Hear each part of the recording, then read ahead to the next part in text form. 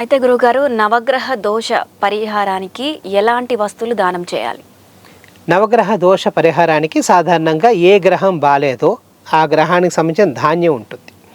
సూర్యుడికి సంబంధించి గోధుమలు చెప్తూ ఉంటాం, చంద్రుడికి సంబంధించి బియ్యము లేదా ధాన్యం, అంటే పొట్టు తీయని వడ్లు ఉంటాయి కదా, అలాగే కుజుడికి సంబంధించి కందులు, బుధుడికి సంబంధించి పెసలు, ముడి పెసలు, గురుడికి సంబంధించి శనగలు, శుక్రుడికి సంబంధించి మనకి బొబ్బర్లు, అలసందలు అంటూ ఉంటారు వాటిని, శనికి సంబంధించి నువ్వులు, నల్ల నువ్వులు అంటే నువ్వుపప్పు కాకుండా నువ్వులు, రాహుకు సంబంధించి మనకి మినుములు, కేతుకు సంబంధించి ఉలవలు. ఇవన్నీ కూడా ఈ కాంబినేషన్లో ఎవరికి బాగాలేదో సాధారణంగా కిలోంపావు కానీ లేదా 3, 5, 7 కిలోలు, లేదా కొంతమంది వారు ఎంత బరువు ఉంటారో అంత ధాన్యాన్ని కూడా దానం చేయటం.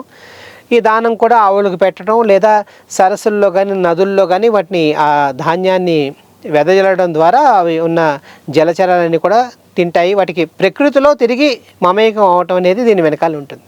అలాగే ఈ కాంబినేషన్స్లో ఉన్న 6 రంగుల వస్త్రాలు, తెలుపు, అదేవిధంగా పసుపు, అదే ఒక్కొక్క గ్రహానికి ఒక్కొక్క రంగు ఉంటుంది. గురుడికి పసుపు ఉంటుంది, చంద్రుడికి చూస్తే తెలుపు ఉంటుంది, సూర్యుడికి ఎరుపు ఉంటుంది. ఇలాంటి వస్త్రాలని దానంగా చేయటం తద్వారా మనం ఈ గ్రహ దోషం నుంచి బయటికి రావటం అనేది జరుగుతుంది. అదేవిధంగా ప్రతి గ్రహానికి కూడా ఒక మంత్రం ఉంటుంది. శనికి సంబంధించి శమగ్నిరగ్నిమిస్కర చంద్రస్తపత సూర్య అని ఒక వేద మంత్రం ఉంటుంది.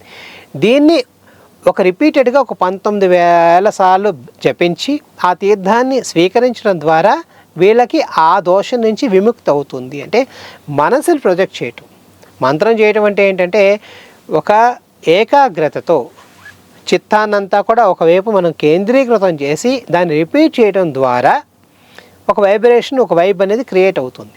ఇది మనకున్న కాంబినేషన్లో బాలేని స్థితిని అధిగమించి మనకి బాగున్న స్థితిని తీసుకొస్తుంది. అంటే ఏ విధంగా ఇప్పుడు క్యాన్సర్స్ రేడియేషన్ చేస్తూ ఉంటారు, చాలామంది తెలుసు, కీమోథెరపీ అవి చేస్తూ ఉంటారు. అంటే ఆ ప్రాంతంలో ఏవైతే కణాలు ఉన్నాయో వృద్ధి కాకుండా, ఆ గ్రోత్ రాకుండా వాటిని అంతా కూడా నిలువరించే ఒక రకమైన రేస్ని ప్రొజెక్ట్ చేసి మనం చేస్తూ ఉంటాం కదా. అదేవిధంగా ఈ మంత్రాన్ని, ఈ శబ్ద తరంగాల్ని ఒక్కొక్క డిఫరెంట్ ఈ సిలబుల్స్ అన్నిటినీ కూడా మనం ప్రొనౌన్స్ చేసి దానికి మంత్రం అని పేరు పెట్టి మన ప్రాచీనులందరూ కూడా దీన్ని రిపీట్ చేయండి, సో దట్ అది మొత్తం ప్యాసిఫై అయిపోతుంది అన్నట్టుగా చేయటం జరిగింది. కాబట్టి ఇలాగ బాలేననుకున్న వాళ్ళు మీరు తగు నిపుణులను సంప్రదించి వాటికి సంబంధించిన శాంతిని చేసుకోవచ్చు.